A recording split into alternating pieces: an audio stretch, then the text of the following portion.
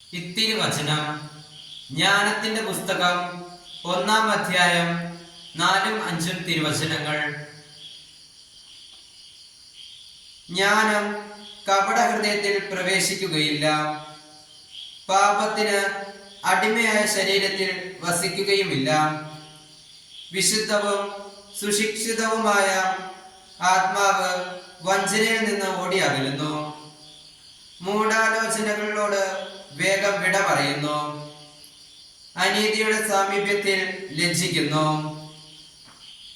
കർത്താവായ മിശിഹായെ, അങ്ങയുടെ നിയമത്തിൽ ഞങ്ങളെ ജ്ഞാനികളാക്കണമേ. അങ്ങയുടെ ജ്ഞാനത്താൽ ഞങ്ങളുടെ മനസ്സുകളെ ജ്വലിപ്പിക്കണമേ. അങ്ങയുടെ സത്യത്താൽ ഞങ്ങളുടെ ആത്മാക്കളെ വിശുദ്ധീകരിക്കണമേ. അങ്ങനെ ഞങ്ങൾ എപ്പോഴും അങ്ങയുടെ വചനങ്ങൾ പാലിക്കുന്നവരും കൽപ്പനകൾ അനുസരിക്കുന്നവരുമാകട്ടെ.